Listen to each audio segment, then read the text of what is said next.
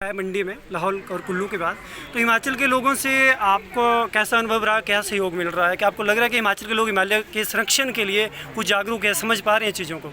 हमें बिल्कुल उम्मीद ऐसी नहीं थी जैसा हमने देखा, क्योंकि यहाँ आके देखा कि जो हम सोच रहे हैं, बोल रहे हैं, हम सोचते हैं हम अकेले होंगे, यहाँ उससे भी ज़्यादा लोगों की भावनाएं जुड़ी हैं। ऐसा लग रहा है जैसे उनकी मुंह की बात हमने कह दी, तो लोग उस तरह से उमड़ उमड़ के हमसे जुड़ रहे हैं, बहुत प्यार बरसा रहे हैं। जिसका मतलब ये नहीं है कि वो हमसे कुछ ज़्यादा प्रभावित हैं, बल्कि उनकी चिंता इतनी प्रबल है कि वो व्यक्त हो रहा है हमारे इस आंदोलन के ज़रिए। तो बहुत समर्थन, बहुत प्यार दिया हिमाचल में प्रवेश करते ही। तो सर, आज इतना कनेक्टिविटी है पूरे देश में संचार का और यातायात के साधन का, इसके बावजूद क्या ज़रूरत पड़ गई सोनम वांगचुक को पैदल चलने की? क्योंकि जब धारा 370 हटी थी तो उस दौरान जो है बहुत खुशियाँ मनाई गई थी लेह लद्दाख में, हमने मीडिया के जरिए सुना। तो आज ये परिदृश्य अचानक बदल कैसे गया सर, ये क्या हो रहा है?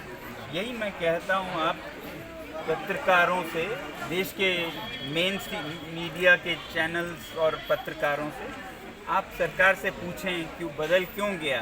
क्योंकि जब यूटी की घोषणा की गई थी तभी ये घोषणा पत्रों में लिखा गया था कि लद्दाख को संरक्षण जो है संस्कृति और पर्यावरण वो 6वें शेड्यूल में दी जाएगी। सर, आसान शब्दों में तो वो पूरा ही नहीं हुआ, तो इसलिए हमें ये करना पड़ रहा है। वो पूरा क्यों नहीं हुआ, पत्रकारों को गृह मंत्री जी से पूछना चाहिए कि आपने वचन दिया तो फिर क्यों आप पीछे हट? जी जरूर सर। आसान शब्दों में एक आम गांव के एक नागरिक के लिए ना, जो बहुत कम पढ़ा लिखा है, उसके लिए 6वां शेड्यूल क्या है सर? क्योंकि वो नहीं जानता इस चीज़ को। बिल्कुल, 6वां शेड्यूल जहाँ पर मौलिक जो जनजातीय समुदाय हैं, शेड्यूल्ड एरियाज जिनमें ट्राइबल जनसंख्या 50% से ऊपर हो, उन जगहों में ऐसे परिषद बनाए जाते हैं, यानी कि जैसे विधानसभा जैसे छोटे ज़िले के स्तर पर, जिसमें चुने हुए प्रतिनिधि आते हैं, वो अपने लिए कानून तक बना सकते हैं। तो ये एक लोकतंत्र की प्रक्रिया है, लोकतंत्र की संवैधानिक लाभ को जनजातीय लोगों के समुदाय तक, ग्रास रूट तक पहुंचाने की। तो अगर छोटे शब्दों में कहें तो लोगों को अपने फैसले खुद करने का अनुमति, अधिकार देना, यही 6वां शेड्यूल है जनजातीय क्षेत्रों में।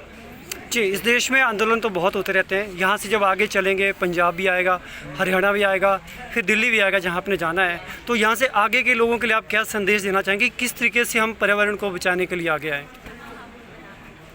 अपने अपने इलाके में जो जो आप देख रहे हैं समस्याएं, उनको आप आगे आके आप किस आंदोलन से कैसे कनेक्ट करें वो फिलहाल इस यात्रा के दौरान? कह रहे हैं कि हमारे आंदोलन से ज़्यादा वो अपने परिवेश में जो कदम उठाने की ज़रूरत है वो करें। चाहे पंजाब में कोई समस्याएं हैं तो उनको वो लें जो उन्हें ज़्यादा समझ होगी। हाँ, हमारे साथ जुड़ने से एक तो हमारे मुद्दे को, जो कि हिमालय का है, हिमालय का मुद्दा उनका भी मुद्दा है, उसे समर्थन मिलेगा और हम उनके आवाज़, उनके संदेश को आगे ले जाएंगे देश तक। तो हमें उम्मीद है जिस तरह से हिमाचल में लोग जुड़े, वैसे ही पंजाब में भी लोग जुड़ेंगे और दिल्ली तक ऐसे ही लोग जुड़ते रहेंगे और 2 अक्टूबर को देश भर से लोग जुड़ेंगे।